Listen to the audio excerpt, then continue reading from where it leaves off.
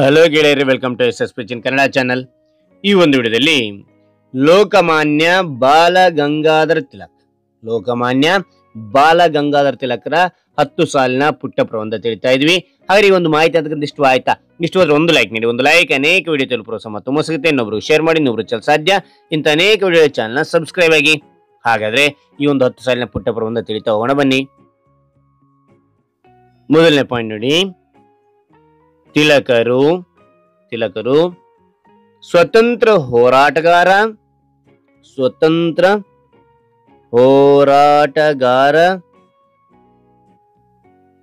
ಸಮಾಜ ಸುಧಾರಕ,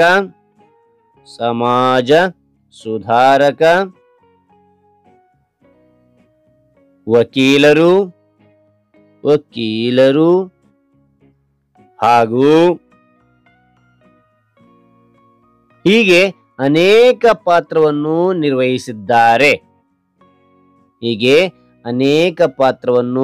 ನಿರ್ವಹಿಸಿದ್ದಾರೆ. ಮತ್ತೊಮ್ಮೆ ನೋಡಿ. ತಿಲಕರು ಸ್ವತಂತ್ರ ಹೋರಾಟಗಾರ, ಸಮಾಜ ಸುಧಾರಕ, ವಕೀಲರು ಹಾಗೂ ಹೀಗೆ ಅನೇಕ ಪಾತ್ರವನ್ನು ನಿರ್ವಹಿಸಿದ್ದಾರೆ. ಎರಡನೇ ಪಾಯಿಂಟ್ ನೋಡಿ.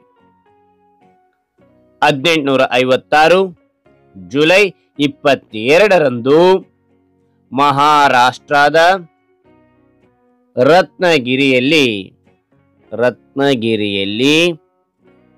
ತಿಲಕರು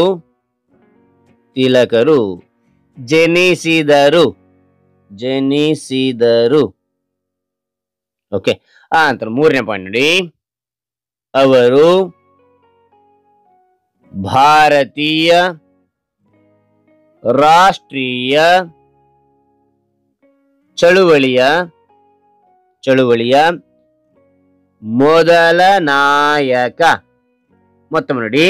ಅವರು ಭಾರತೀಯ ರಾಷ್ಟ್ರೀಯ ಚಳುವಳಿಯ ಮೊದಲ ನಾಯಕ. ನಾಲ್ಕನೇ ಪಾಯಿಂಟ್. ಭಾರತೀಯರು ಅವರಿಗೆ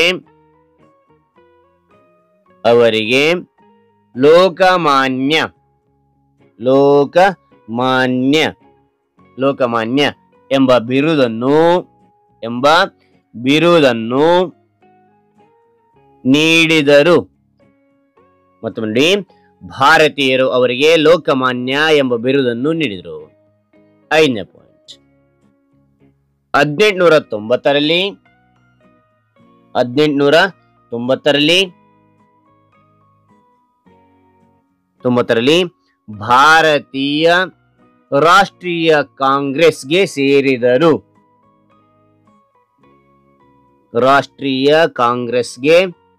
ಸೇರಿದರು. ಓಕೆ. ಆರನೇ ಪಾಯಿಂಟ್ ನೋಡಿ. ಅವರ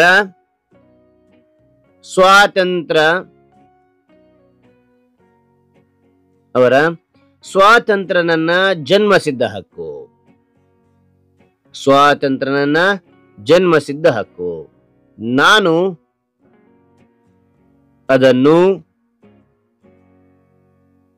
ನಾನು ಅದನ್ನು ಪಡೆಯುತ್ತೇನೆ ಎಂಬ ಘೋಷಣೆ ಪ್ರಸಿದ್ಧವಾಗಿದೆ. ಮತ್ತು ನೋಡಿ. ಅವರ ಸ್ವಾತಂತ್ರ್ಯ ನನ್ನ ಜನ್ಮಸಿದ್ಧ ಹಕ್ಕು, ನಾನು ಅದನ್ನು ಪಡೆಯುತ್ತೇನೆ ಎಂಬ ಘೋಷಣೆ ಪ್ರಸಿದ್ಧವಾಗಿದೆ.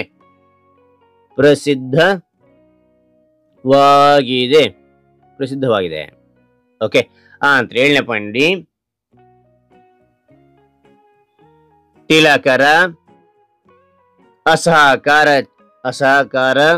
ಚಳುವಳಿ ಸ್ವದೇಶಿ ಸ್ವರಾಜ್ಯ ಕಲ್ಪನೆ ಗಾಂಧೀಜಿಯವರು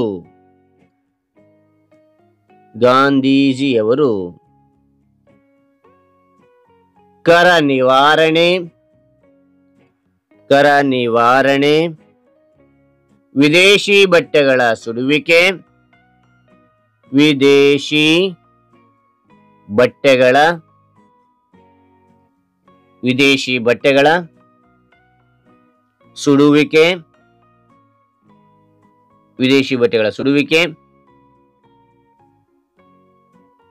ಎಂತಹ ಮಾದರಿಯಲ್ಲಿ ಮುಂದುವರಿಸಿದರು.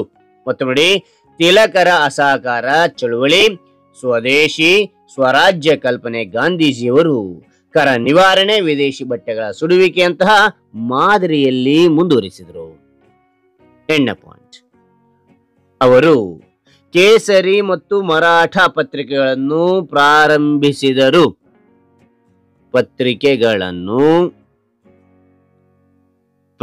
ಪ್ರಾರಂಭಿಸಿದರು. ಓಕೆನಾ? ಅವರು ಕೇಸರಿ ಮತ್ತು ಮರಾಠ ಪತ್ರಿಕೆಗಳನ್ನು ಪ್ರಾರಂಭಿಸಿದರು. 9ನೇ ಪಾಯಿಂಟ್ ನೋಡಿ, ಭಾರತೀಯರನ್ನು ಒಟ್ಟುಗೂಡಿಸಲು ಮತ್ತು ಏಕತೆ ಭಾವನೆಗೆ ತರಲು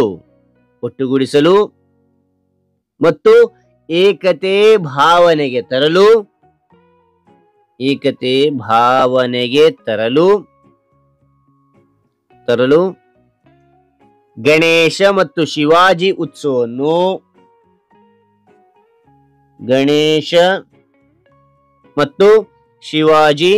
ಉತ್ಸವವನ್ನು ಪ್ರಾರಂಭಿಸಿದರು.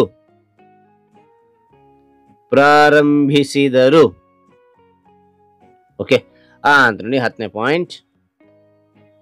ಅವರು 1920 ಆಗಸ್ಟ್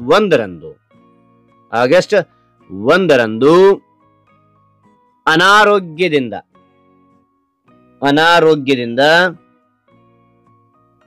ನಿಧನರಾದರು. ಓಕೆನಾ? ರೈಟ್. ಹಾಗೆ ಈ ಮಾಹಿತಿ ಇಷ್ಟವಾದ್ರೆ ಲೈಕ್ ಮಾಡಿ, ಶೇರ್ ಮಾಡಿ, ಸಬ್ಸ್ಕ್ರೈಬ್ ಆಗೋದು ಮರಿಬೇಡಿ. ಮತ್ತೊಂದು ಹೊಸ ವಿಷಯದಿಂದ ಭೇಟಿ ಆಗ್ತೇನೆ. Thank you for watching.